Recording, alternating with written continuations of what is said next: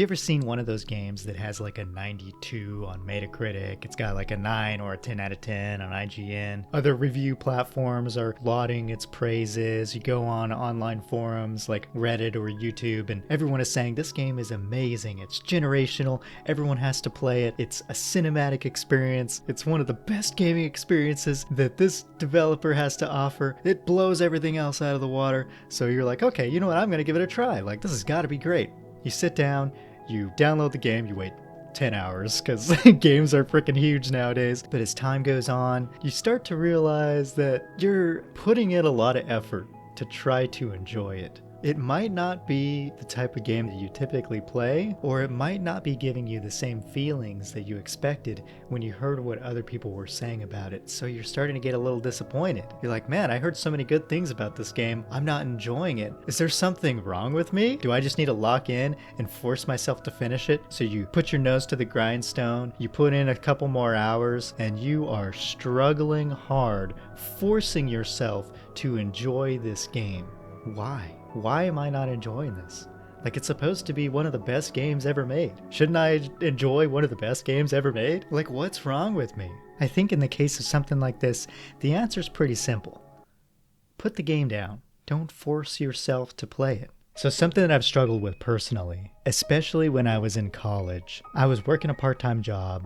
I was doing 18 credit hours a semester, working my butt off to get my degree, and I was living in an apartment, struggling. I didn't have a car. I could barely pay the rent and the bills. And on top of that, I had to buy food, and I could barely afford food. I didn't want to ask anybody for help. I thought I could do it myself. So maybe some of the struggle was self-inflicted, but before I was able to get assistance, man, I just ate whatever I could find. If there was an event that had free food, I would sign up for the event so I could eat. Food's expensive, man. Especially when you're going to college, you got to buy books. You have to spend $150 on an access pass to this stupid platform to submit your assignments. It's crazy expensive. Even though I had scholarships, I still struggled a lot. But I was in a scarcity mindset at that time. I ate and forced myself to eat whatever I could because I felt like it was a matter of survival. As time went on and I became more monetarily successful and started to make enough money to eat, and I didn't have to worry about that anymore, I was still in that mindset. I was still eating things that maybe I didn't want to eat, but I felt like I had to because I didn't want to waste them. And when I met my wife, I remember observing her eating and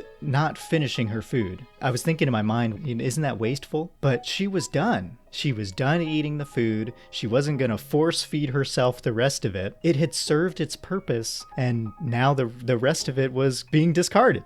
And that was okay. And then on top of that, certain things that she would try is like, oh, I want to try this food. Let me try it. And then I don't like it. She wouldn't force herself to eat it. And that was a new concept to me. Like, not forcing yourself to finish something. Why are you forcing yourself to finish something that you don't want to? She has taught me not to do that. It sounds silly, but the principle applies.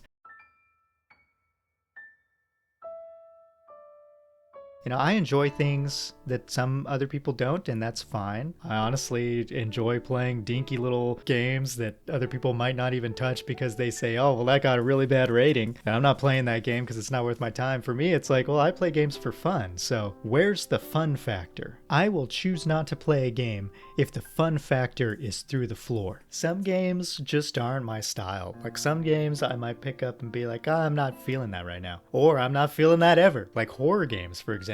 I haven't played a lot of horror games because I just don't enjoy them. I don't like getting scared, I guess, They're either too predictable, they're too gory. It's like, I don't want to close my eyes at night and see chopped up bodies in my sleep, you know what I mean? Like, that's not what I want to dream about. That's not what I want in my brain, in my memory or imagination. But then there are some games that have really good stories, and so I'll play them regardless of whatever genre they might fall into. So some horror games I've played, like I played Resident Evil 4, that's a classic. But if a game is too serious, then personally, I'm not going to give it the time of day anymore. I used to force myself to try to play through a game even if I wasn't enjoying it because I felt like I had to enjoy it like everybody else. I had to be like everybody else. I had to feel what everyone else was feeling so that I could be there too, so I could meet them where they were at. A big game like this that I chose not to play, even though I tried a couple times, is The Last of Us. I played through the intro a couple times. It was just, first of all, Naughty Dog, fantastic game development company. Jak and Daxter trilogy, one of my favorite games of all time. I know they've developed a lot since then. Uncharted series, action games, not the best games ever made, but golly are they an experience. I feel like I'm playing an action movie. The combat can get a little repetitive here and there, but that's okay. And The Last of Us, man, I just couldn't get into it. It was just too depressing.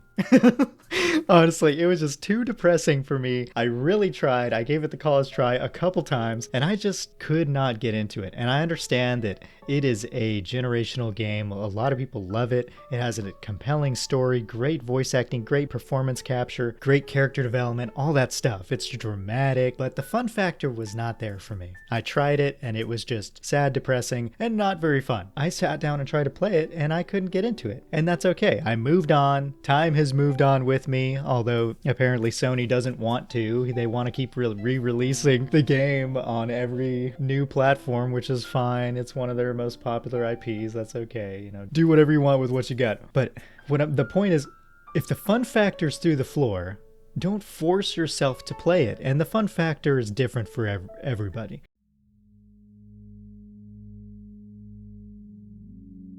Some people might really enjoy the horror games. They might enjoy the horror aspect of games, and that's the fun factor for them. Oh, it scared me. That's so fun. Haha. You know, they might like that. They might like the thrill of the adrenaline that you get running from an enemy. One game, though, that I feel like had that fun factor. Resident Evil didn't have a lot of fun factor. It was very difficult for that game specifically. The fun was in the challenge. The fun was in these controls are so awkward and so janky. You have to practice to get used to them until you can finally do what you want to do. And having to stop to aim is stressful. Like, you got this guy running at you with a chainsaw, and you have to stop to even hit him. And you're like, oh my gosh, dude, you're just trying to stress me out. So the fun factor was in the challenge for Resident Evil 4. The fun factor for a horror game that I remember really loving was Dead Space. Dead Space blew me away because I was expecting... When you play a sci-fi game, usually what happens, you open the game and then it loads in your interface or whatever. Sometimes it loads it in gradually, you get more interface elements. This game, it was completely immersive. You load up the game,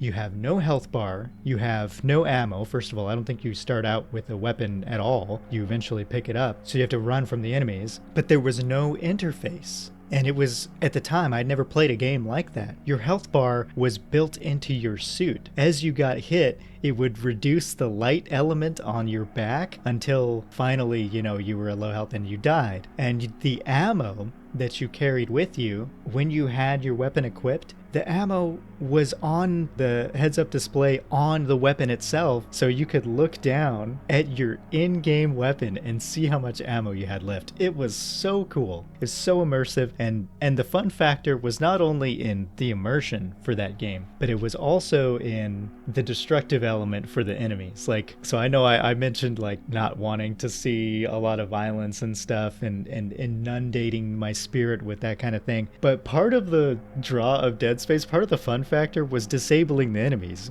You would get your cutter or whatever weapon you had equipped, and you could chop the enemy's limbs off to reduce their mobility so that you could take easier shots at their heads and stuff like that. So that game was really fun, and it had that similar stressful element that Resident Evil had, the challenge of defeating overwhelming odds. The fun factor was high, even though the depressing element was also a little high too.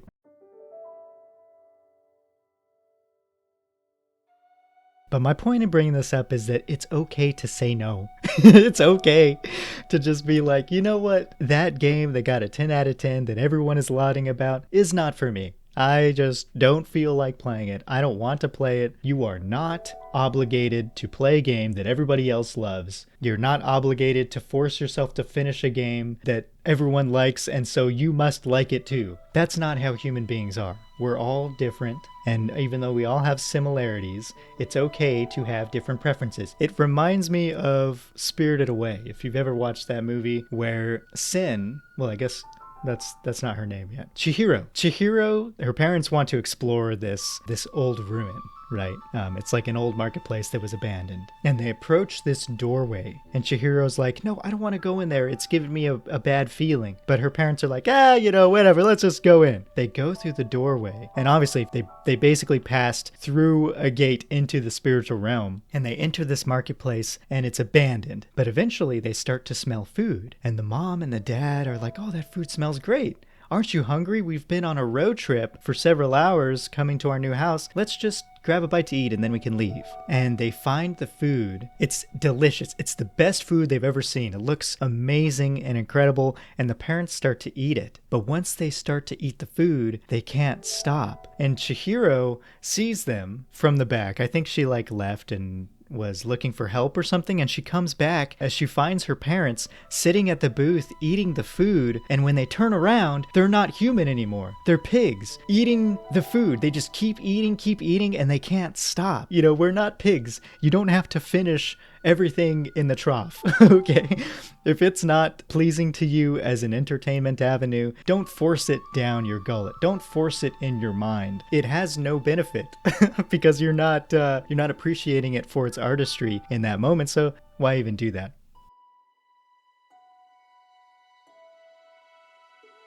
Now that said, there are some games that I chose to force myself, quote unquote, to play, and I benefited from that. One of them was Kingdom Come Deliverance. That one is a little difficult to play. It's not the most straightforward fun factor game, but the immersion is there, man. It is now one of my most favorite games. It's probably one of the most immersive games I've ever played. You eventually feel like you're there. You feel like you're Henry.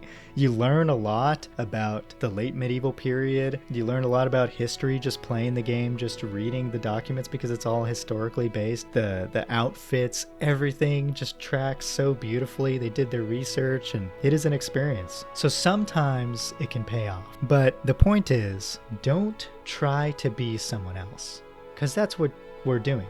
When we're trying to force ourselves to enjoy something, we're trying to be someone else. That's not you. That's not you. And by recognizing that that's not you, you discover more about yourself and your preferences, and you start to become who you were made to be. All of us are made to be creators to some degree. We're all put on this earth to make something. Make something of your life and put into it what has been given to you, your experiences, your memories, all the beauty and the hurt and the harm that you've experienced. Delight in that. That is you. Pour that into whatever you're doing and enjoy it. And if something does not align with those things, it could either be a new experience that you haven't had before, and so it's worth delving into and kind of pushing past the difficulty to enjoy, or it could just be something that you're not going to jive with, and that's okay. That is okay. Just let it go.